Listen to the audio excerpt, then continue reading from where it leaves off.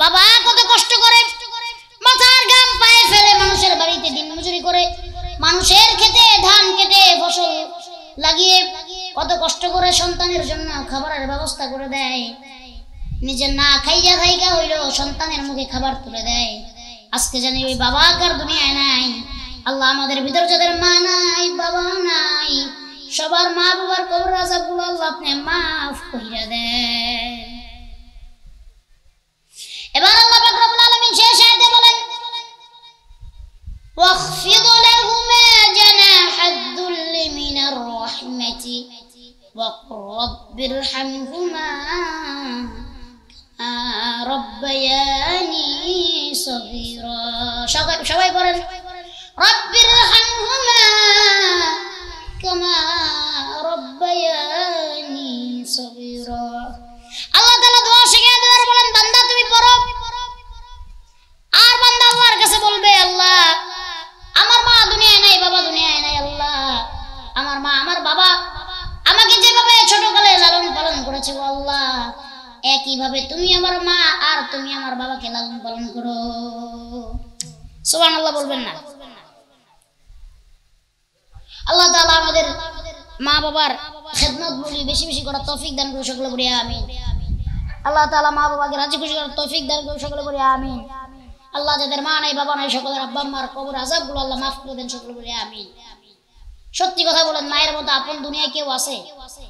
বাবার মতো আপন দুনিয়ায় কেউ আছে? মায়ের মতো দেখা যায় অনেক মানুষকে কিন্তু মা নাই, ঠিক কি না? মায়ের মতো আদরও কেউ করে না, মায়ের মতো ভালো কেউ বসে না। আল্লাহ যারা মা হারা বাবা হারা তাদেরকে তুমি মাফ করে দাও সকলে বলি আমিন। এবার আসেন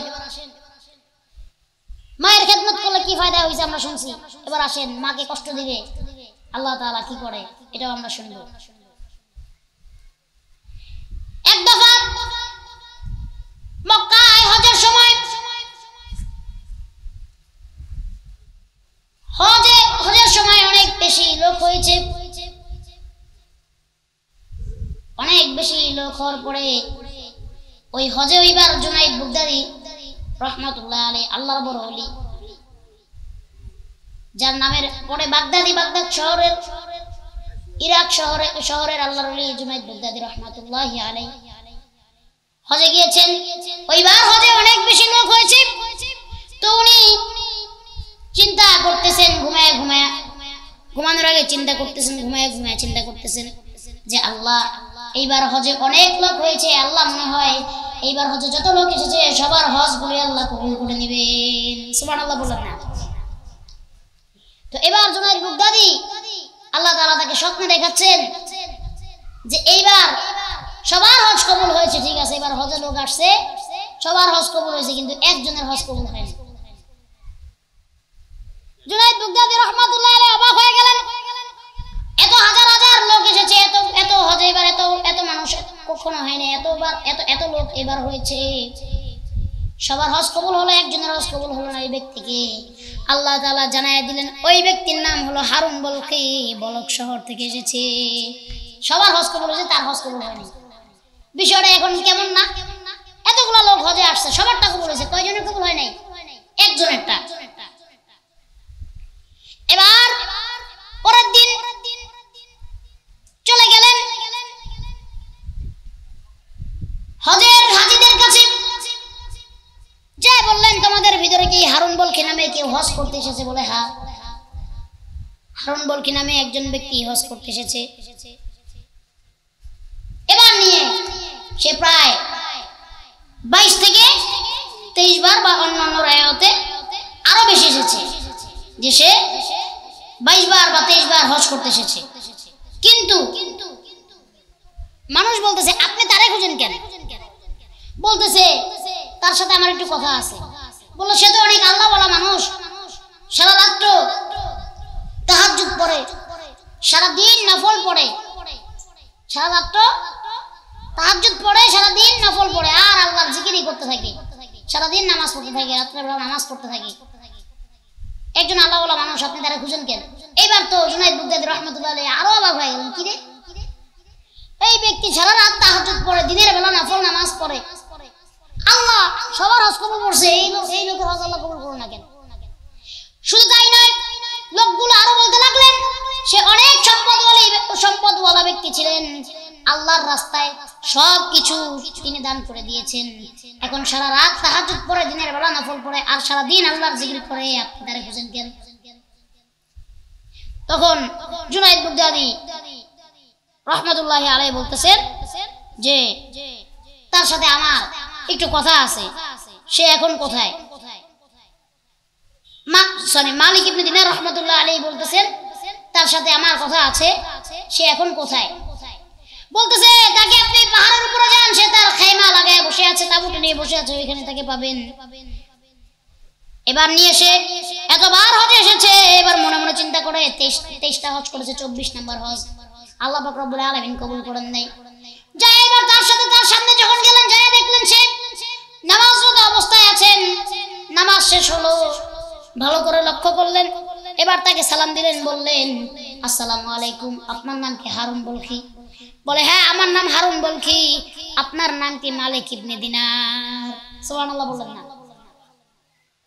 বলে আমি তার নাম হারুন বলখি এটা জানি, আল্লাহ আমার স্বপ্নে জানিয়েছেন, যে আমার নাম মালিক ইবনে দিনার সে কেমনে জানে? এবার সে অবাক হয়ে গেল, আপনি আমার নাম কিভাবে জানলেন? বলে আমি আপনার নাম জানি তার কিছু কারণ আছে, আমি এইবার নিয়ে 24 বার হজ করতে এসেছি, আগে 23 বার করেছি, এবার 24 নম্বর হজ। প্রতিবার হজ করি, আর যখন আমি তাওয়াফে বিদায় করি বা হজের বিদায় নিতে যাই, তখনই যেই কোনো একজন আল্লাহর ওলি প্রতিবার এসে আমাকে বলে যায় এইবারও তোমার হজ আল্লাহ তাআলা কবুল করেন নাই।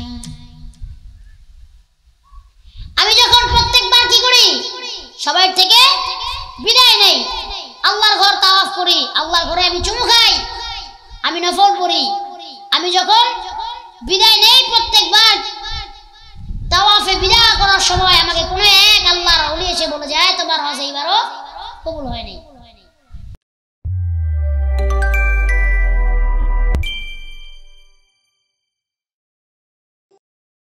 তাওহীদি জনতা, আজকের মাহফিলে আগত আমার শ্রদ্ধেয় ভাজন মুরব্বিয়ানে আযম,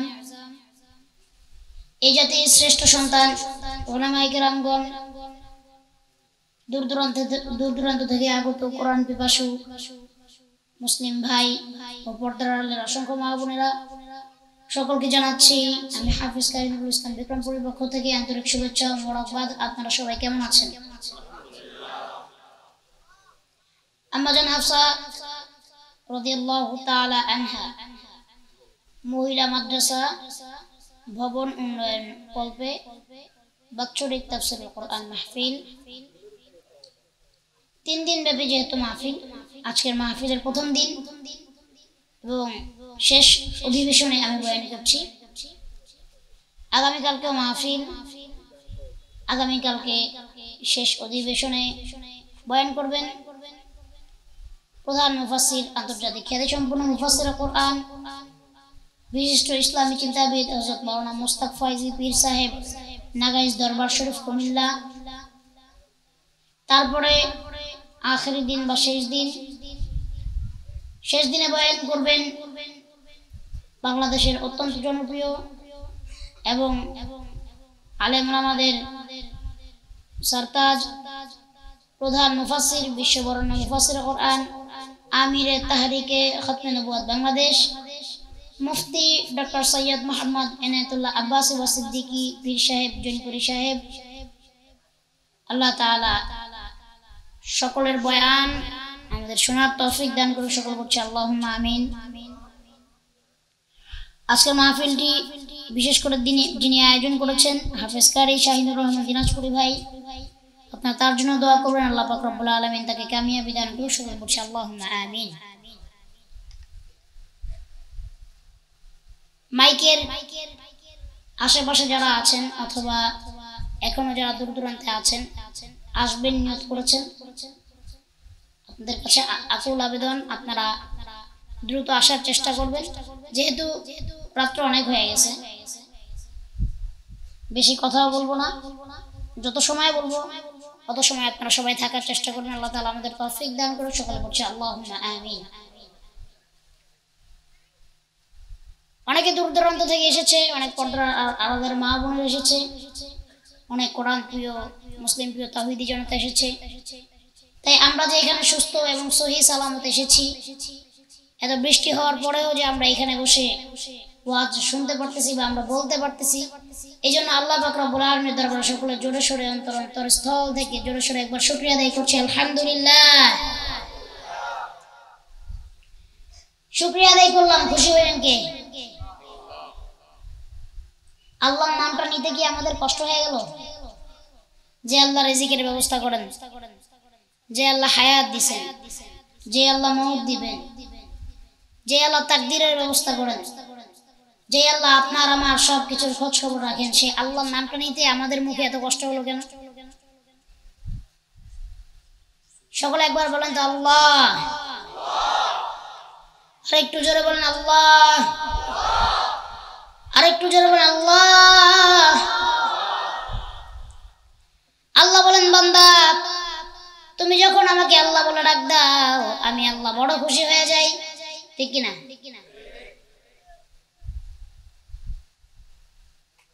আল্লাহর দরবারে যত শুকরিয়া আদায় করবেন, তত আপনার নেয়ামত গুলো বাড়িয়ে দিবেন কে?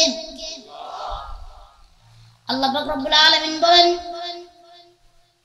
লা ইন শাকারতুম লা আযীদান্নাকুম, লা ইন শাকারতুম লা আযীদান্নাকুম ওয়া লা ইন কাফারতুম ইন্না আযাবী লাশাদীদ।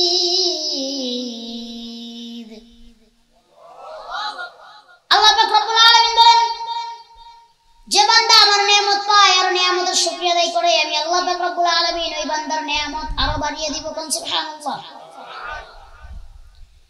আর যে বান্দা আমার নিয়ামত পায় কিন্তু শুকরিয়া আদায় করে না, আমি আল্লাহ পাক রব্বুল আলামিন ওই বান্দার থেকে নিয়ামত ছিনিয়ে নিব এবং জাহান্নামের কঠিন আযাবে আমি ওই বান্দাকে নিক্ষেপ করব। নাউজুবিল্লাহ পড়বেন না। শুকরিয়া আদায় করবেন কার? খুশি হন কে? আবার নিয়ামত গুলো বাড়িয়ে দেন কে? দুরূদ পড়বেন কার উপরে? আল্লাহ রাসূলের উপরে। দুরূদ পড়বেন কার উপরে? খুশি হবেন কে? আল্লাহর নাম নেবেন সারাদিন। অনেকে আমরা নামাজ সারাদিন পড়তে পারেন না, অনেকে অনেক আমল করতে পারেন না, কিন্তু আল্লাহর নামটা মুখে থেকে নেওয়া কোনো সময় ভুলবেন না। সারাদিন আল্লাহর নাম নেবেন। আল্লাহর নাম নিলে আল্লাহ বড় খুশি হয়। আল্লাহ বলে, বান্দা আমি তোমার বড় দয়া করে মায়া করে বানাইছি। আল্লাহ বলে, বান্দা তোমাকে বানিয়েছি, আবার তোমার জন্য আমি দুনিয়া বানিয়েছি, ঠিক কিনা?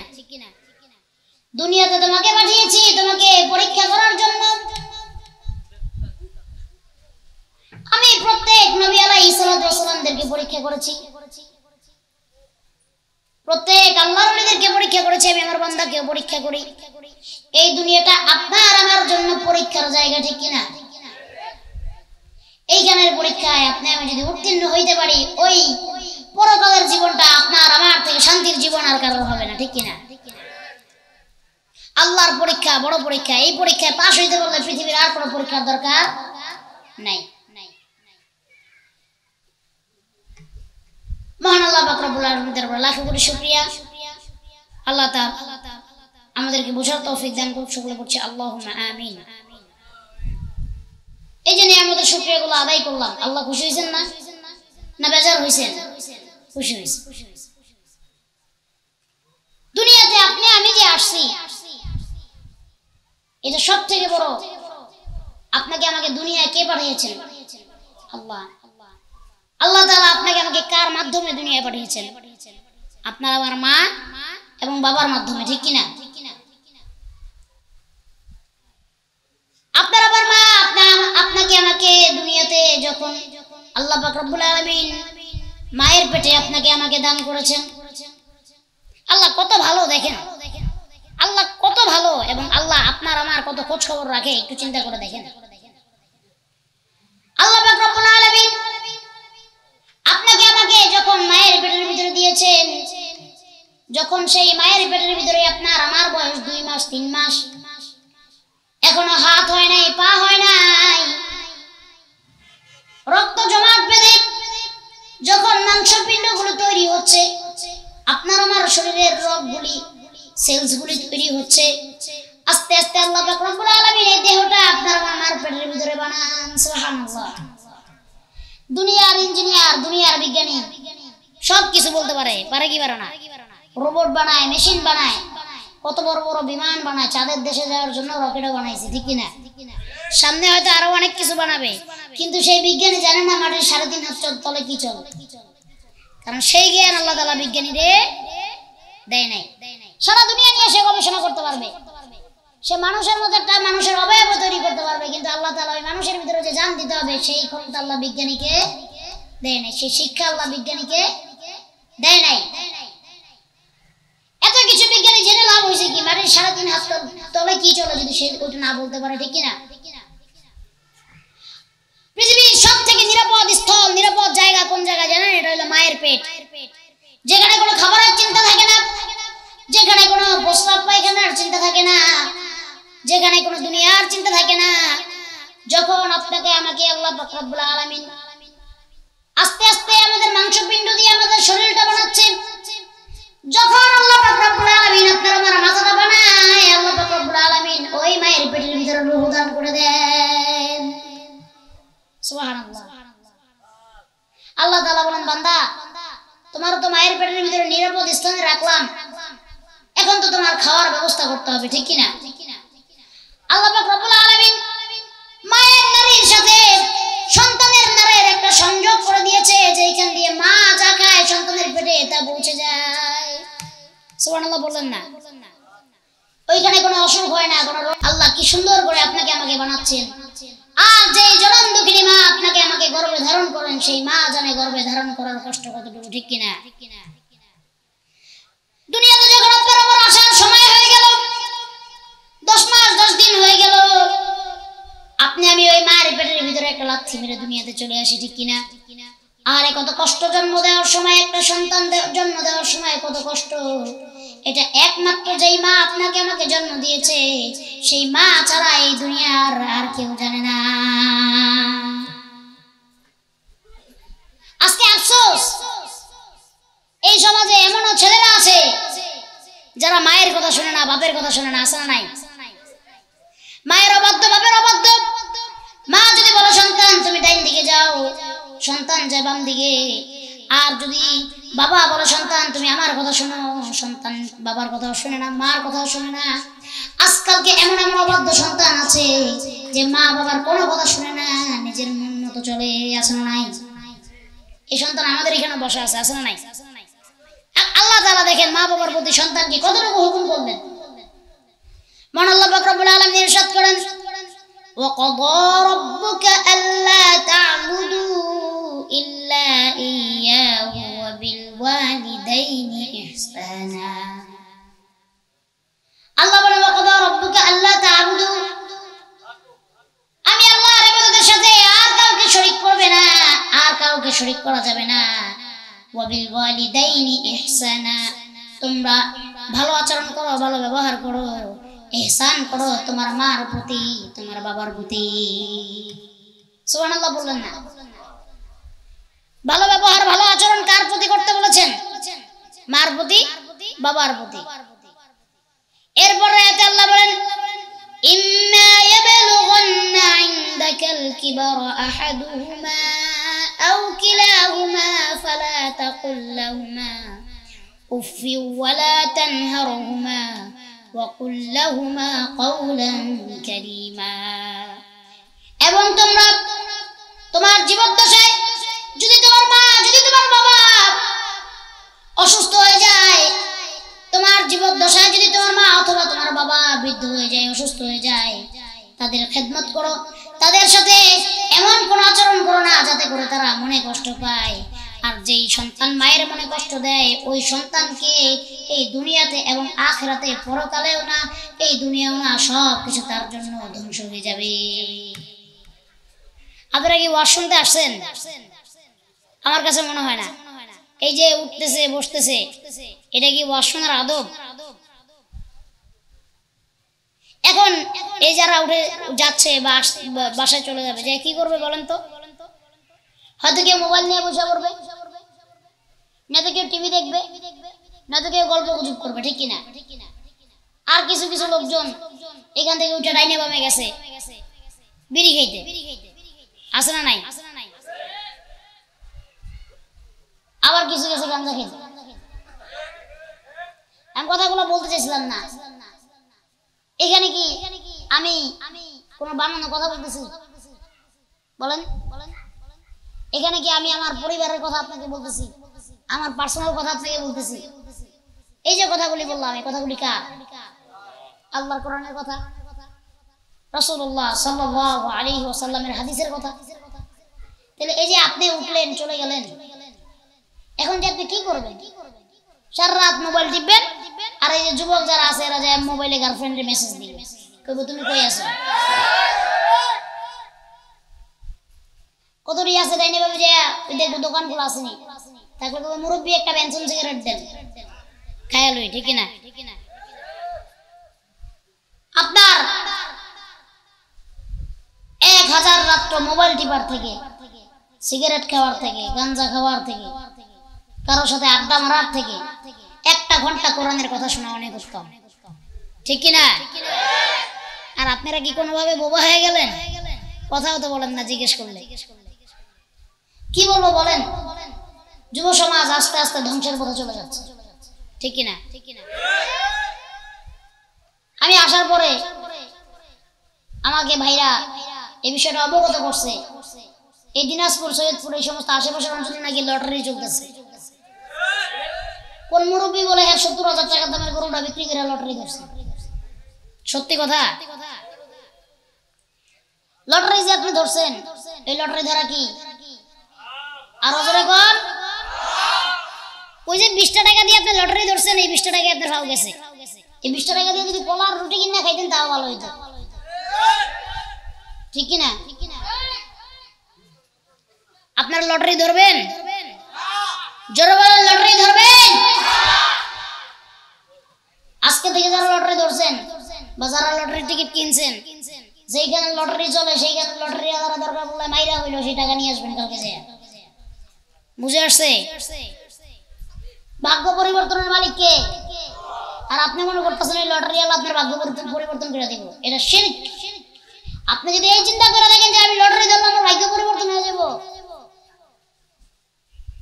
তাকদীরের মালিক আল্লাহ, ভাগ্য পরিবর্তনের মালিক আল্লাহ। আল্লাহ যদি আপনার ভাগ্য লাগে আপনি এমনি আল্লাহ তাআলা আপনাকে দিবে, ঠিক কিনা? ওই লটারি ধরে তো আপনি আল্লাহর সাথে শিরক করলেন, ঠিক কিনা? আপনি আশা রাখলেন এর লটারি ধরছি, লটারি আলা মানে আমার ভাগ্যটা পরিবর্তন করে দিব, ঠিক কিনা? এই যে এতগুলা মানুষ ছিলেন, হুজুর 100 চাইছে, 200 চাইছে, 500 চাইছে, আপনারা দেন না। আর ওই লটারিতে নাকি আপনারা গরু বিক্রি করে টাকা দেন, আর নিজের পকেটের টাকা জমানো টাকা আপনারা দিয়ে দেন। স্পষ্ট কথা বলে যাচ্ছি, এই দিনাজপুরের জমিনে বসে লটারি যে ধরবে আর লটারি যে ধরাবে দুজন হারাম কাজ করতেছে। মুসলমান মুমিন কোনোদিন হারাম কাজের সাথে সম্পৃক্ত থাকতে পারে না। কাজে ভাইরা আমার, আমি মাত্র আলোচনা শুরু করছি, আমার কথাগুলো তো বলতে দিবেন, বিরক্ত করেন না। এমনি হয়েছে বৃষ্টি, মাঠের ভিতরে পানি, আপনারা বসে আছেন চেয়ারে। আমাদের শাহিনুর ভাই বড় মেহনত অক্লান্ত পরিশ্রম করে প্রোগ্রামটা করতেছে। আগামীকালকে আরো ভালো আলেম এবং ভালো বক্তা আসতেছে, তার নাম আল্লামা মুস্তাক ফয়জি সাহেব। তারপরের দিন আরো ভালো একজন আলেম, বড় মাপের একজন বক্তা আসতেছে, উনি আল্লামা ডাক্তার সৈয়দ এনায়েতুল্লাহ আব্বাসী সাহেব দামাত বারাকাতুহু মুতাজিল্লুহুল আলিয়া। হযরতের বয়ান শুনবেন, হুজুরটা আসবেন। আমি ছোট মানুষ, আপনাদের সামনে আসছি। আল্লাহ তাআলা যদি জবান থেকে কিছু কথা বের করে দেন আমি বলবো আপনাদেরকে, আপনারা কি ধৈর্য ধরে শুনবেন না উঠা বসা করবেন? আল্লাহ তাআলা আপনাকে আমাকে ধৈর্য ধরার তৌফিক দান করুন। আল্লাহ তাআলা আপনাকে আমাকে সবরে জামিলা আতা ফরমান, সকলে বলি আমিন। আমি এই কথা সামনে বাড়াবো, আগাবো না শেষ করে দিব? এবার বলেন আমরা কি বলতেছিলাম? আল্লাহ পাক রব্বুল আলামিন বলেন, ইম্মা ইয়াবলুগুন্না ইনদাকাল কিবারা আহাদুহুমা আও কিলাহুমা ফালা তাকুল লাহুমা উফ ওয়ালা তানহারহুমা ওয়া কুল লাহুমা কওলান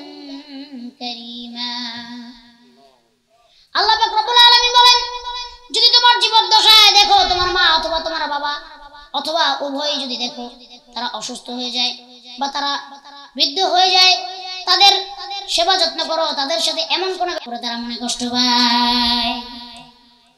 আজকালকে আপনাদের আমাদের সন্তান, আপনাদের আমাদের সমাজের সন্তানগুলো বাপ মারে মনে কষ্ট দিয়ে কথা কয় কি কয় না?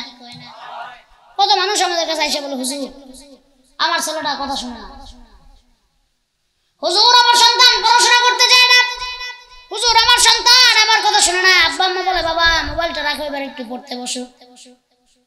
বাপরে কয়, মারে কয়, তোমরা কি বুঝো? কয় কি কয় না? বাপরে কয়, তুমি কি বুঝো? ছাতার মাথা। মারে কয়, তুমি বেশি কথা কইবা না। জারি দেয় কি দেয় না? আল্লাহ রাসূল সাল্লাল্লাহু আলাইহি ওয়াসাল্লাম হাদিস, আল্লাহ নবী হযরত মুহাম্মদুর রাসূলুল্লাহ সাল্লাল্লাহু আলাইহি ওয়া আলিহি ওয়াসাল্লাম ইরশাদ করেন, তুমি যদি আল্লাহকে খুশি করতে চাও তাহলে তুমি তোমার মা বাবাকে খুশি করো, আর তুমি যদি আল্লাহকে বেরাজ করতে চাও, তুমি যদি তোমার মা বাবাকে বেরাজ করো, আল্লাহ তোমার প্রতি বেরাজ হয়ে যাবে। কাকে খুশি করতে চাইলে, আল্লাহকে রাজি খুশি করতে চাইলে কাকে খুশি করতে হবে? আম্মা আব্বাকে খুশি করতে হবে। আল্লাহ তাআলা প্রথমে বলেছেন, আমার সাথে কারোকে শিরক করো না, আর তোমার মা বাবার প্রতি সদাচরণ করো। সুবহানাল্লাহ বলেন না? আল্লাহ বলেন, যদি তুমি আমাকে খুশি করতে চাও আর তোমার মা বাবাকে খুশি করো, আর যদি আমাকে বেরাজ করো, তোমার মা বাবাকে যদি তুমি বেরাজ করো, আমি আল্লাহ তোমার প্রতি বেরাজি হয়ে যাব। আল্লাহ যদি আপনার আমার প্রতি বেরাজ হয়ে যায়, দুনিয়ার যত বড় শক্তি আছে সব যদি আপনার আমার পক্ষে চলে আসে, আপনাকে আমাকে ওই আযাবের হাত থেকে, ওই বিচারের হাত থেকে কেউ আপনাকে আমাকে বাঁচাইতে পারবে না। মা যদি সন্তানকে একটা মন থেকে দোয়া দেয়, ওই সন্তানকে কামিয়াব হওয়া থেকে কেউ আটকাইতে পারবে না। আর যদি মার মন থেকে একটা বরদোয়া চলে আসে, মার মন থেকে যদি একটা কষ্ট চলে আসে, ওই সন্তানকে ধ্বংস হওয়া থেকে কেউ আটকাইতে পারবে না। হতে পারে মা খারাপ, হতে পারে মা চোর, হতে পারে মা জিনাখোর, হতে পারে মা খারাপ, কিন্তু মা যত খারাপ হোক মা কিন্তু মাই, ঠিক কিনা? বাবা যত খারাপ হোক বাবা বাবাই। এই জন্য আব্বা আম্মার সাথে আজকে থেকে কারা কারা ভালো ব্যবহার করবো, সবাই দুটা হাত উঠে পড়ে আল্লাহুম্মা আমিন।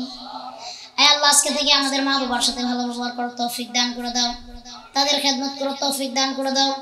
তারা যেই কাজ করলে বেরাজ হয় সেই কাজ থেকে দূরে রাখো, তারা যেই কাজ করলে খুশি হয় সেই কাজ আমাদের বেশি বেশি করার তৌফিক দান করো। আল্লাহ তুমি আমাদের প্রতি রাজি খুশি হয়ে যাও, আল্লাহ আমার আব্বা আম্মার প্রতি রাজি খুশি হয়ে যাও। হাত নামাই। বৃদ্ধাশ্রম চিনেন তো? চিনেন না? বৃদ্ধাশ্রমে মাঝে মাঝে যদি যান, জিজ্ঞেস করবেন বৃদ্ধাশ্রমের আম্মা আব্বা গুলারে, বলবেন আপনার সন্তান কি করে? একজন কইবে আমার সন্তান অস্ট্রেলিয়া থাকে। গরিব মানুষের বাপ মারা কেউ জীবনে কেউ আমি বৃদ্ধাশ্রমে দিতে দেখি নাই। গরিব মানুষের বাপ মা বৃদ্ধাশ্রমে যায় না। আরেকজন জিজ্ঞেস করবেন আপনার সন্তান কি করে? বলবে আমার সন্তান বড় ব্যারিস্টার, উকিল। আরেকজনকে জিজ্ঞেস করবেন, বলবে আমার সন্তান বড় ম্যানুফ্যাক্চারির মালিক। প্রশ্ন করবে তাহলে আপনি এখানে কেন? যার সন্তান বিদেশ থেকে সে বলে আমার সন্তান তো বিদেশ চলে গেছে বউ পোলাপান নিয়ে, আমাকে কে দেখবে, এই জন্য আমাকে দেখাশোনা করার জন্য আশ্রমে দিয়ে গেছে। যার সন্তান ডাক্তার সে বলবে আমার সন্তান সারাদিন ডাক্তারি কাজে ব্যস্ত থাকে, তার বউ ডাক্তার, ছেলে মেয়ে ভালো ভালো স্কুলে পড়ে, আমি তাদের বাসায় থাকলে সমস্যা হয়, এই জন্য আমাকে এখানে দিয়ে গেছে, আমার দেখাশোনা করার লোক নেই। আসে না নাই? আল্লাহর কাছে দোয়া করি, আল্লাহ এমন সন্তান এমন কোন মানুষকে দিও না যে সন্তান তার বাবা মাকে বৃদ্ধাশ্রমে রেখে আসে। এমন সন্তান যেন আল্লাহ মানুষকে না দেয়। এই সন্তান দেওয়া থেকে যেন আল্লাহ তাআলা সন্তান মানুষকে না দেওয়া থেকে বিরত থাকে, ঠিক কি না? এমন সন্তান জন্ম দিয়ে কি লাভ যে সন্তান বাবা মাকে বৃদ্ধাশ্রমে দিয়ে আসে? এমন সন্তান না থাকার থেকে আটকে থাকা অনেক ভালো। সন্তান না থাকা অনেক ভালো, ঠিক কিনা? আমার যুবক ভাইদের পায়ে ধরি, ভাই মা বাবার সাথে খারাপ ব্যবহার খারাপ আচরণ করো না। মাকে যদি তুমি খুশি করতে পারো, মাকে যদি তুমি রাজি করতে পারো, আমার আল্লাহ তোমার প্রতি রাজি হয়ে যাবে। আল্লাহ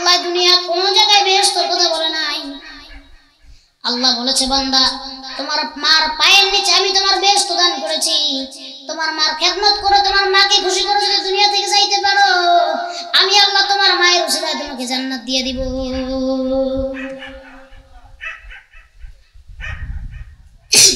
এমন সন্তান আছে এই সমাজে যে সন্তান মায়ের গায়ে হাত তুলে আসে নাই, এমন সন্তান আছে যে সন্তান বাবার গায়ে হাত তুলে আসে নাই।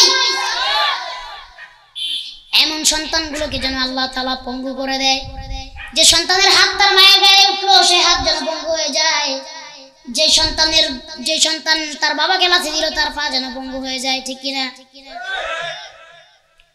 আল্লাহ রাসূলের কাছে এক সাহাবী আসলেন, এসে প্রশ্ন করলেন, জিজ্ঞেস করলেন, নবীজি দুনিয়াতে সব থেকে দামি সম্পদ কি, সব থেকে দামি সম্পদ কোনটা? আল্লাহ নবী বললেন, দুনিয়াতে সব থেকে দামি সম্পদ, সব থেকে মূল্যবান জিনিস হলো তোমার মা। সুবহানাল্লাহ বললেন না? দ্বিতীয়বার জিজ্ঞেস করলেন, নবীজি দুনিয়াতে তারপরে সব থেকে দামি বস্তু কোনটি, দামি সম্পদ কোনটি? আল্লাহ রাসূল আবার বললেন, তোমার মা। তৃতীয়বার বললেন, নবী গো 3 নম্বরে পৃথিবীর সব থেকে দামি সম্পদ কোনটি? তৃতীয়বার আল্লাহর রাসূল বললেন, তৃতীয় ব্যক্তিও হলো তোমার মা।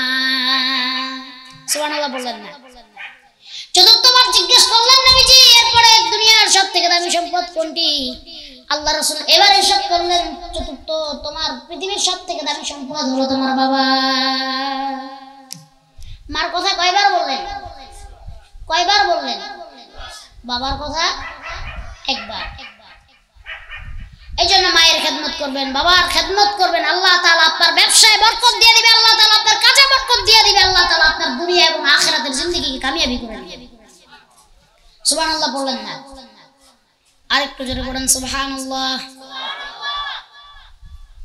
বর্ণনায় আসছে আল্লাহ নবী সাইয়্যিদিনা মুসা আলাইহিস সালাতু ওয়াস সালাম একদিন আল্লাহর সাথে যখন কথা বলতেছেন, মুসা আলাইহিস সালাম তো আল্লাহর সাথে কথা বলতেন প্রতিনিয়ত। একদিন জিজ্ঞেস করলেন, আল্লাহ গো আমি যখন জান্নাতে যাব আমার সাথে কোন ব্যক্তি জান্নাতে যাবে আমি একটু দেখতে চাই। আল্লাহ বলেন, মুসা তোমার সাথে যে ব্যক্তি জান্নাতে যাবে সে ব্যক্তি হলো একজন কসাই। সুবহানাল্লাহ বলেন না? যে ব্যক্তি তোমার সাথে জান্নাতে যাবে সে ব্যক্তি কে? একজন কসাই। মুসা আলাইহিস সালাম অবাক হয়ে গেল, বলেন আল্লাহ আমি একজন নবী, আমার সাথে কসাই জান্নাতে যাবে? সে কি এমন আমল করে? আল্লাহ আমি নবী, আমার সাথে তো যে ব্যক্তি জান্নাতে যাবে, আমি তো ভাবছিলাম আল্লাহ সে না জানি কত বড় আল্লাহর ওলি না কোন নবী, কসাই জান্নাতে যাবে, সে কি এমন আমল করে আমি তারা দেখতে চাই। আল্লাহ বললেন, মুসা ঠিকানা দিয়ে দিলাম, তুমি চলে যাও, সেখানে গেলে তুমি তার দেখা পাবে। আল্লাহ নবী মুসা আল্লাহর কথা মতো যে বাজারের কথা আল্লাহ বললেন সেই বাজারে মুসা আলাইহিস সালাম চলে গেলেন। যাওয়ার পরে দেখতে পেলেন একজন কসাই, তার দোকানদারি প্রায় শেষ সময়, সে 1-2-3 টুকরা গোশত তার ব্যাগের ভিতরে ভরে সে রওনা করেছে। প্রতিমধ্যে কসাইকে আল্লাহ নবী মুসা বললেন, আমি একজন মুসাফির, আজকে কি আপনার সাথে আমাকে একটু মেহমানদারি করানো যাবে? কসাই বললেন, কেন না, আপনি মুসাফির, আপনাকে আমি মেহমানদারি অবশ্যই করাবো, আসেন আজকে আপনার আমার বাসায় আপনার দাওয়াত, আমার সাথে চলেন। মুসা আলাইহিস সালাম বলেন, কসাই আগে আগে হাঁটে আর আমি পিছে পিছে হাঁটি। কিছু সময় যাওয়ার পরে যখন কসাইয়ের ঘরে যেয়ে আমি পৌঁছাইলাম, কসাইয়ের দরজায় আমি দাঁড়াইলাম। কসাই ঘরের ভিতরে ঢুকে দেখলাম এক বৃদ্ধ মহিলা দোলনাতে শুয়ে আছে, দোলনাতে দুলতেছে। কসাই সর্বপ্রথম ওই বৃদ্ধ মহিলাকে দোলনা থেকে উঠাইয়া তার জামা কাপড়গুলি পরিবর্তন করে পরিষ্কার করে দিলেন, আর আবার সুন্দর করে দোলনা পরিষ্কার করে দোলনায় রেখে দিলেন। আর ওই গোশতগুলো সুন্দর করে রান্না করে ওই বৃদ্ধা মহিলাকে খাইয়ে দিচ্ছেন। ওই গোশতের ঝোলগুলি বৃদ্ধা মহিলা খাচ্ছেন, আর মুখটা বিড়বিড় করে নাড়িয়ে নাড়িয়ে কি যেন দোয়া করতেছেন। এবার মুসা আলাইহিস সালাম বলেন, ও ভাই, এই বৃদ্ধা মহিলাকে? কসাই বলে, ইনি আমার মা, প্রতিদিন যখন আমি এনার খেদমত করি প্রত্যেক দিন একটা দোয়া করে। সুবহানাল্লাহ বলেন। মুসা আলাইহিস সালাম বলেন কি দোয়া? কয় ভাই শুনতে চাইেন না, আমার মা আমার জন্য একটা পাগলা দোয়া করে, এই দোয়া শুনলে কেউ বিশ্বাস করবে না। বল কি এমন দোয়া আপনার মা আপনার জন্য করে বলেন তো? বলে আমার মা আমার জন্য প্রতিদিন দোয়া করে, আল্লাহ গো যে সন্তান আমাকে এত ভালোবাসে, আমাকে এত মহব্বত করে, আমার এত খেদমত করে, আল্লাহ এই জামানার নবী, এই জামানার পয়গম্বর আল্লাহর নবী মুসার সাথে আমার সন্তানটাকে তুমি জান্নাত দিয়ে দিও। মুসা আলাইহিস সালাম এবার বলেন, এবার আমি বুঝতে পেরেছি কেন আল্লাহ পাক রব্বুল আলামিন তার মায়ের দোয়া কবুল করেছেন এবং তাই সে আমার সাথে জান্নাতে যাবে। এবার ওই বৃদ্ধা মহিলাকে যে জিজ্ঞেস করেন, ও বৃদ্ধা মা, আপনি যে আপনার সন্তানের জন্য দোয়া করেন যে মুসা নবীর সাথে জান্নাতে যাবে, আপনি কি মুসা নবীকে কখনো দেখছেন? বৃদ্ধা মহিলা বলে, না, সে আমাদের পাশেই থাকে কিন্তু আমি তাকে কখনো দেখি নাই। মুসা আলাইহিস সালাম বলেন, আপনি তাকে কখনো দেখেন নাই, আপনার সামনে এই যে বসা আমি আল্লাহর নবী মুসা, আল্লাহ আপনার দোয়া কবুল করেছে। আল্লাহ পাক রব্বুল আলামিন আপনার দোয়ার বদৌলতে আপনার সন্তানকে আমার সাথে জান্নাতে একসঙ্গে দিবেন। সুবহানাল্লাহ বললেন না? মায়ের দোয়ায় জান্নাতে যাওয়া যায় কি যায় না? আরো জোরে বলেন, যায় কি যায় না? মায়ের দোয়া, মায়ের বরদোয়া নেবেন না, ঠিক কি না? মায়ের খেদমত করতে হবে। আল্লাহ তাআলা আমাদের সকলকে আম্মা আব্বার খেদমত করার তৌফিক দান করুন। সকলে বলি আমিন। আরো জোরে বলে আমিন। আজকে একটা আফসোসের বিষয়, আজকে যাদের মা নাই, মা না থাকার কষ্টটা যা নাই সে বুঝে যে আমার মা নাই। আজকে কে যেন কার জন্য মা নাই, কে যেন আর মায়ের আদর পায় না। এত কষ্ট করে মা সন্তান যত্ন করে লালন পালন করে, আজকে যার মা নাই সে বুঝে দুনিয়াটা কত বড় স্বার্থপর, দুনিয়াটা কত কঠিন। আল্লাহ রাসূল বলেন, আমার ওই ব্যক্তির জন্য সবথেকে বেশি মায়া লাগে যে আমার মতো ছিল এতিম। আমার নবী জন্মের আগে বাবা হারাইছেন, আমার নবী জন্মের আগে বাবা হারাইছেন, আর জন্মের পরে মাকে হারাইছেন 6 বছর বয়সে।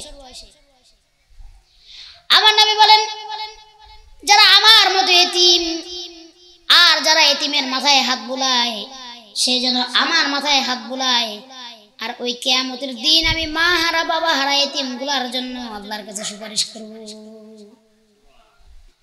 আজকে যেই ভাইয়ের মা নাই সে জানে মা হারাবার বেদনা কতটুকু। আজকে যেই ভাইয়ের বাবা নাই সে জানে বাবা হারাবার বেদনা কতটুকু। আজকে যদি মা বাইচা থাকতো, মা মরার পরে ভাই অবহেলা করে, বোন অবহেলা করে, বাবা অবহেলা করে, দুনিয়াতে আল্লাহ তাআলা এমন একজন দয়া দিয়ে মায়া দিয়ে দুনিয়াতে পাঠাইছেন যে কখনো সন্তানকে অবহেলা করে না, তার নাম হলো মা। আজকে কার জানি মা নাই, বছরের পর বছর হয়ে গেছে, মা বলে আর ডাক দিতে পারে না, মা আর সন্তান বলে ডাক দেয় না, মা আর বলে না বাবা রাত্র তো বেশি হয়েছে, তোমার জন্য আমি ভাত বেড়ে রাখছি, তুমি খাও।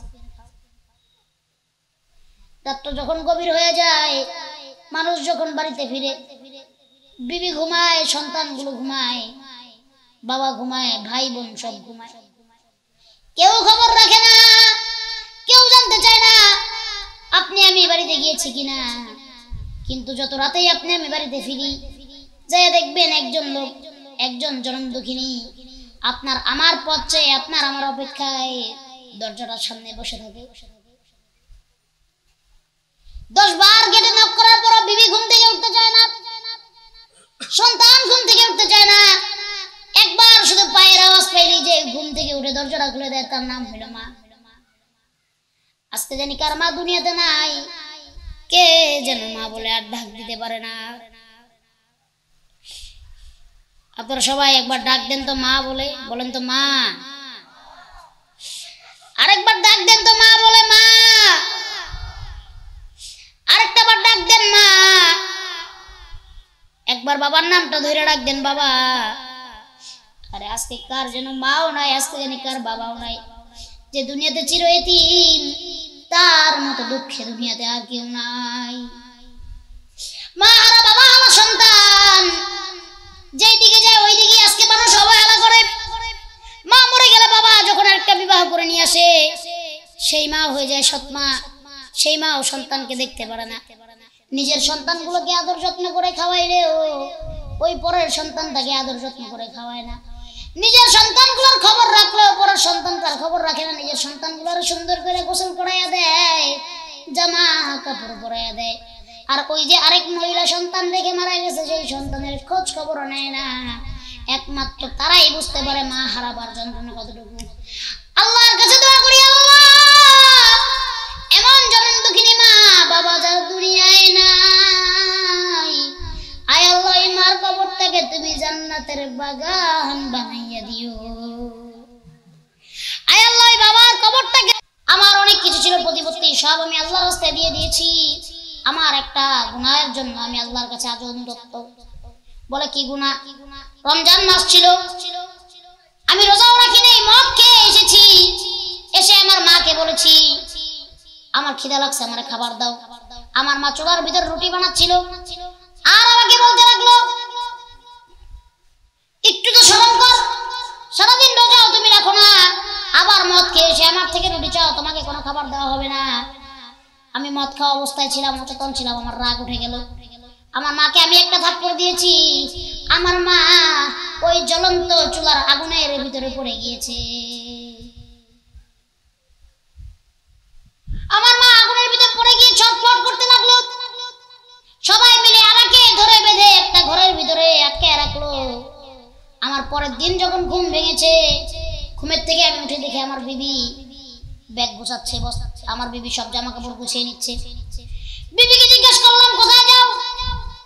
বিবি বলে যেই সন্তানের হাতে তার মা খুন হয়, ওই সন্তানের সাথে ওই স্বামীর সাথে আমি ঘর করতে চাই না। বলে কি? আমার মা মারা গেছে? বলে হ্যাঁ, তুমি যখন কালকে মদ্যপান অবস্থায় তোমার মাকে তুমি থাপ্পড় মেরেছো, তোমার মা ওই চুলার আগুনের ভিতরে পড়ে তোমার মা মৃত্যুবরণ করেছে। বলো তোমরা আমার মাকে মাটি দিলে, আমাকে একবার ডাকো দিলে না।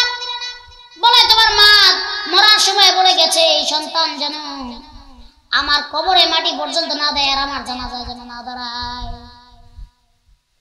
এমন স্বামীর সাথে আমি সংসার করবো না যে ছেলের হাতে তার মা খুন হয়।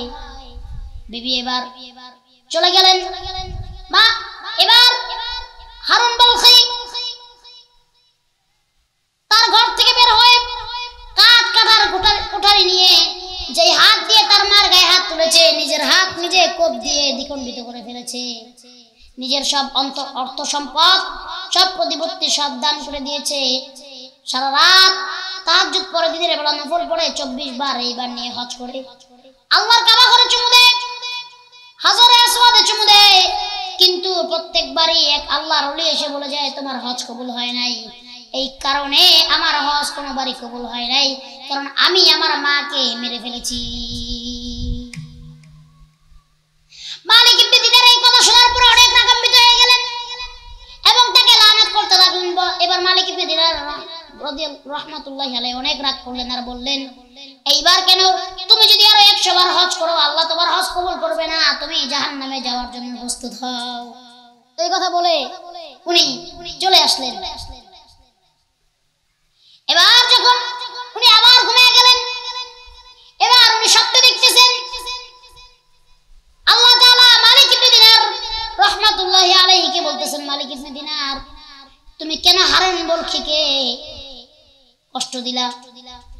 কেন তুমি তাকে বললা যে সে জাহান্নামে যাবে? মালিক ইবনে দিনার বলেন আল্লাহ গো, যেই ব্যক্তির হাতে তার মা খুন হয়, যে সন্তানের হাতে, ওই সন্তান কিভাবে মুক্তি পাবে? আল্লাহ বলে হ্যাঁ, ওই সন্তান মুক্তি পেয়ে যাবে, কারণ কিয়ামতের ময়দানে যখন তার বিচারের জন্য তার মাকে ডাকা হবে আর তার জাহান্নামের ঘোষণা হবে আর তাকে জাহান্নামের দিকে টেনে টেনে আযাবের ফেরেশতারা নিয়ে যাবে। আর যখন সে এক কদম জাহান্নামের দিকে যাবে আর পিছন দিকে তাকাইয়া কান্না করতে থাকবে, আর যখন ডাক দিবে মা, এই দেখো তোমার সন্তানকে ওরা জাহান্নামে নিয়ে যাচ্ছে, মাগো জাহান্নামে নিয়ে আমাকে আগুনের ভিতরে ফেলে দিবে মা, আমি তো সহ্য করতে পারবো না। এই দেখো মা, তোমার সন্তানকে ওরা জাহান্নামের আগুনে পুরাবে।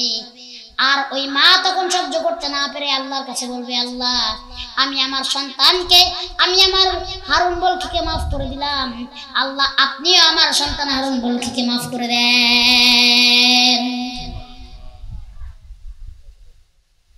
এই জন্য মার সাথে বেয়াদবি করে, মার মনে কষ্ট দিয়ে, বাবার মনে কষ্ট দিয়ে যদি কোনো সন্তান একবার না, দুইবার না, 100 বার হজ করে, ওই সন্তানের হজ কবুল হবে না।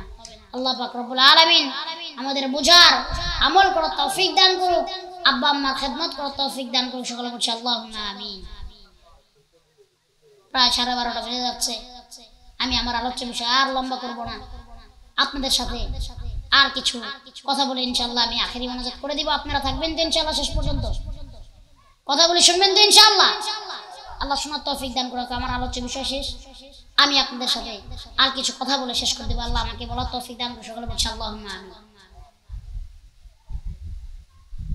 এবার আসেন আমাদের সমাজে বর্তমানে যে অবস্থা, আমাদের বাংলাদেশে বর্তমানে যে প্রেক্ষাপট, মানুষ দিন দিন গোমরাহির পথে যাচ্ছে, ঠিক কিনা? যুবকরা গোমরাহির পথে যাচ্ছে, মানুষ দিন দিন গোমরাহির পথে যাচ্ছে।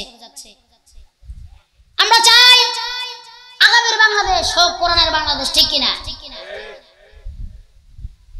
আমরা চাই আগামীর বাংলাদেশ হোক শরিয়ার বাংলাদেশ, ঠিক কিনা? আমরা চাই আগামীর বাংলাদেশ হোক আলেম ওলামার বাংলাদেশ, ঠিক কিনা? কোন দলের প্রতি, কোন রাজনৈতিক দলের প্রতি আমার কোনো ক্ষোভ নাই। আমি শুধু এতটুকু চাই যে এইবারে আপনারা অনেককেই তো সুযোগ দিয়েছেন, ঠিক কিনা? অনেককেই তো দেখেছেন, একটাবার আলেম ওলামার দিকে তাকায় দেখেন। আলেম ওলামাদের ভোট দিলে তারা চুরি করবে না, কাউকে খুন করবে না, গুম করবে না, চাঁদাবাজি না, হাজারি আলেম ওলামা করে না। এই বাংলার জমিনে আপনাদের হাত ধরে, আপনাদের সহযোগিতায় আল্লাহর কোরআনের দিন, আল্লাহর কোরআনকে কায়েম করতে, আল্লাহর কোরআনের আইনকে কায়েম করতে, দিনকে কায়েম করতে আমরা কারা কারা প্রস্তুত আছি? হাত রেখে আল্লাহু আকবার। আল্লাহ তাআলা আমাদেরকে এই বাংলার জমিনে এবার ইসলাম কায়েম করার তৌফিক দান করুন। সকলে বলে আমিন। নামান হুজুর রাস্তায় খারাপ হবে বলেন? আমরা চাই সকল ইসলামী দলগুলো একসাথে ঐক্যমত হয়ে ডানে বামে না তাকিয়ে এবার যেন বাংলাদেশে শরিয়ার আইন প্রতিষ্ঠা করতে পারে। ইনশাআল্লাহ বাংলাদেশে যদি শরিয়ার আইন প্রতিষ্ঠা হয়ে যায়, আর একটা চোর থাকবে না, একজন ধর্ষক থাকবে না, একজন চাঁদাবাজ এই বাংলার জমিনে থাকতে পারবে না। অধিকারটা তো আপনাদের হাতে। এই জন্য আপনাদের হাতে ধরি, পায়ে ধরি, বড় অনুরোধ করি। অনেক জায়গায় তো অনেকবার ইমান বিক্রি করে দেখছেন, কোনো লাভ হয় নাই। হইছে? কেউ দেশ লুটটা খাইছে, তো কেউ দেশের সম্পদ লুটটা খাইছে, তো কেউ দেশের মানুষ মারছে, তো কেউ দেশের মানুষ গুম করছে, তো কেউ দেশের চাঁদাবাজি, রাহাজানি, ধর্ষণ, খুন, হত্যাকাণ্ড চালিয়েছে। একটা বার কোরআন ওয়ালাদের সুযোগ দিয়ে দেখেন, আপনারাই তো দেখতে পারবেন। যদি এই কোরআন ওয়ালা এই বাংলাদেশ ঠিক মতো না চালায়, কোরআন আইন না চালায়, শরিয়ার আইন না চালায়, আপনারাই তো আছেন বিচার করার জন্য। জনগণ আছে, আল্লাহ আছে, আপনারা আমাদের নামিয়ে দিবেন, ঠিক কিনা? সবাইকে একবার একবার করে সুযোগ দিয়েছেন, একবার আলেম আমাদের সুযোগ দিয়ে দেখেন। এবং আমরা জানি এই বাংলাদেশের প্রত্যেকটা মানুষের অন্তরে অন্তরে আলেম আমাদের জন্য মহব্বত, আল্লাহর জন্য, আল্লাহ রাসূলের জন্য মহব্বত আছে। তাই আগামীতে আমাদের যেন ভুল না হয়, আমরা যেন ঈমান কারো কাছে বিক্রি না করে ফেলি। আমরা আল্লাহর জমিনে আল্লাহর দ্বীন কায়েম করতে না পারলে এই 90% মুসলমানের দেশ দাবি করে লাভ নাই, নিজেকে মুসলিম দাবি করে লাভ নাই।